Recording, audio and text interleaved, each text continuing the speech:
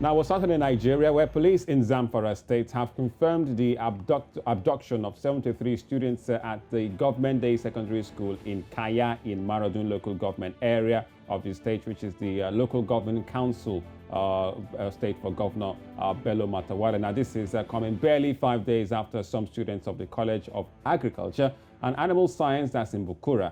The latest wave of abductions in Zamfara followed new stringent policies announced by the governments of adjoining northwest states to cut supply of essential commodities to bandits operating from forests in the states. Now, the police spokesperson in Zamfara, in the person of Muhammad Shehu, while confirming the incident, said the state command under the leadership of CP Ayuba Elkanah has deployed search and rescue team that was mandated to work in synergy with the military to ensure the safe rescue of the abducted student. Now, our Abuja-based correspondent Amadin Uyi joins us now on this. Good morning, Amadin. This is yet another attack, just 5 days after the release of students from the College of Agriculture and Animal Science in Bakura. Tell us really what you know about this story so far. Good morning, Oluchi. Good morning, Olisa. It's very clear that there is a new black market economy, which is currently kidnapping for ransom. If you know, the Zamfara area used to be notorious for illegal mining. In fact, that was what fuel and bettered banditry in that region of the country. However, with the ban on artisanal mining and also with the efforts of the federal government to stop all illegal mining activities, the bandits have to turn to something else. And now kidnapping is the most lucrative, in fact, is the economy now in vogue, black market economy. You kidnap for ransom, you hear the kind of monies parents pay, and you hear the kind of monies state governments go behind to pay. It marvels you. This is an industry that is worth billions in naira. So the bandits have struck, and they've been very brazen about it. This time, just like you said, they have gone to the local government area council of the state governor.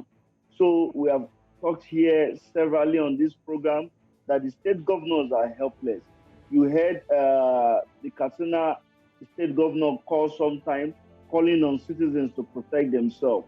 It was an act of desperation because it's been very clear that nothing is being done or nothing can be done at the federal level to stop this crime.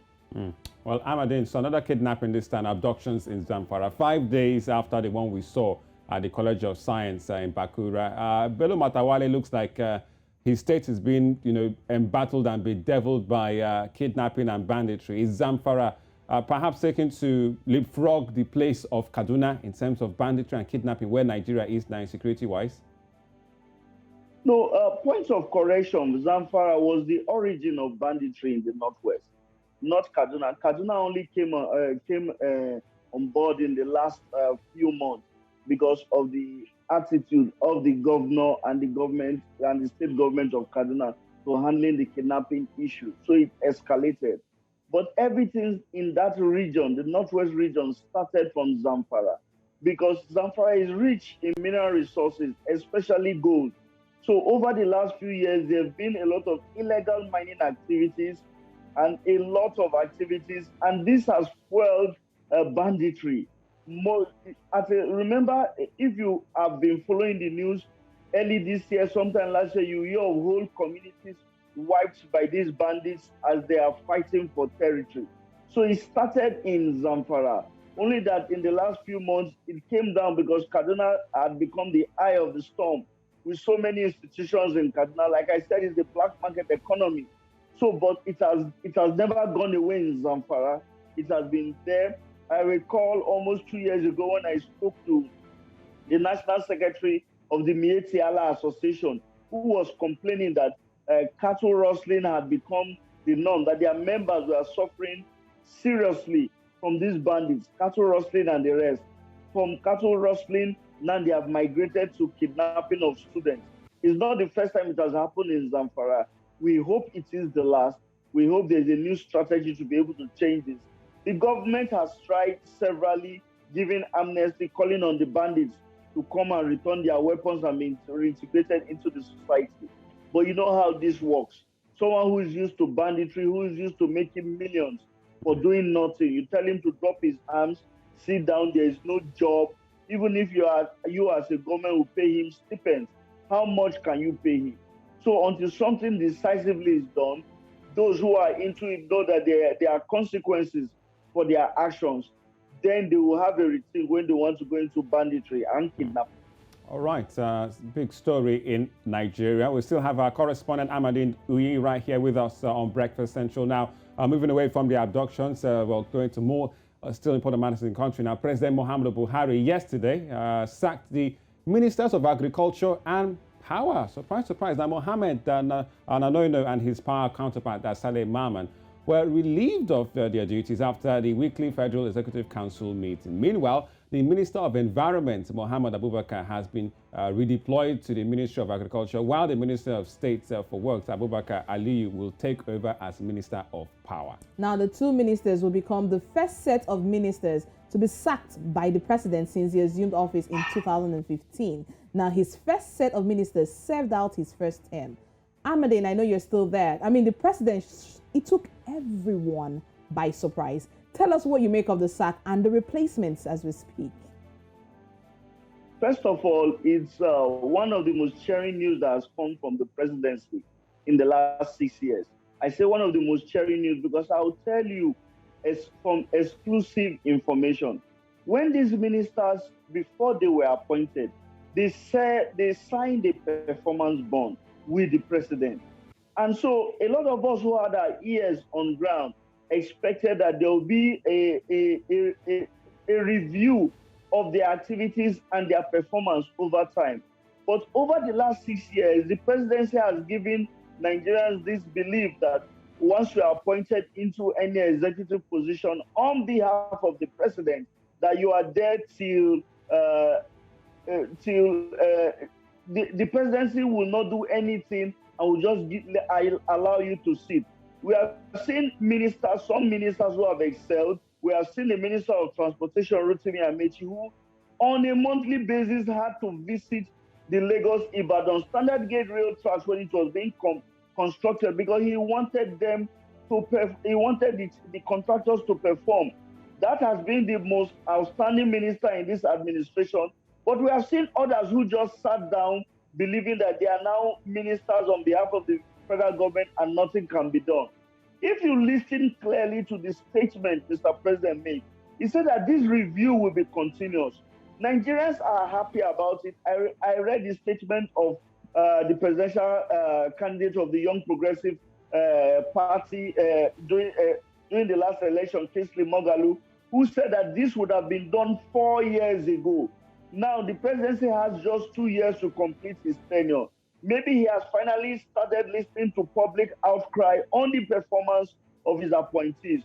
So for us in the city center, for so many Nigerians on the street, Nigerians are excited because they believe that once Mr. President is able to wield this big stick, it will cause other ministers and other appointees of the president to sit down. And some will liken this to a kick in the butt, saying that you should be ready to perform. You are not just there to occupy an executive position attached with all the paraphernalia that comes with it. Nigerians expect these ministers to perform. We are here on News Central. We have done stories of the escalating prices of food in the market, recalling that the federal government has put in billions. There's currently a short clip that airs on News Central of farmers saying that they have not assessed intervention. These interventions are worth billions of naira. Yeah. So for a minister who just sits down, federal government intervention is not reaching the target audience, the food prices of food is escalating. We also remember that there was a Siemens deal which was being supervised by the former chief of staff. That was what led him to catch COVID-19 when he went to Germany. Yeah. It was expected that by this time, our transmission would have been boosted and even generation capacity would have been boosted. But Nigerians are not feeling it. Yeah, so everyone is clearly excited or surprised, if you want to, juxtapose to see about this new one from President Buhari. But I'd love to look at the spokesman, his Femi Adesina, the comments he made, take a bit of a quote. from him regarding this latest development from Aso Rock. And this is Femi Adesina, the presidential spokesperson, is saying that there was an independent and critical self-review that helped to identify and strengthen weak areas, close gaps, build cohesion and synergy in governance, manage the economy, and improve the delivery of public good to Nigeria. So, question is, are these the only ministers, to be reviewed? Could there be more in all of this? We'll see more cabinet reshuffle, Amadin, out there in Abuja, because this is a new, perhaps a different Buhari we're seeing now. Now, from the statement, if you read the full statement, it is clear that there will be future reshuffles. I remember I was in Daura in 2015, where we went to cover the election which brought in President Muhammadu Buhari. And one of the key things he told us journalists was that from time to time, he will work with civil society organizations and foreign partners to critically review and see how the dividends of democracy can be brought to Nigerians. 6 years down the line, has he done it? Maybe he has finally decided to pick up their reports, because from the statement, he said that this independent review has said that these ministers are not performing. And he said that this will be continuous. The Buhari administration has barely about a year before it terminates. Not just a year finally before it ends, but a year before electioneering starts. By this time next year, we'll be in the thick of elections for another dispensation. Right. So it is believed that between now and next year is the last grace that Nigerians will have of the Buhari administration to perform. So it is hoped that within this time there will be reviews. All right. Thank you so much, Abuja-based correspondent Amadin Uyi, for the latest in the, taken out of two ministers, agriculture and power. Which one's next? We'll just have to wait and see.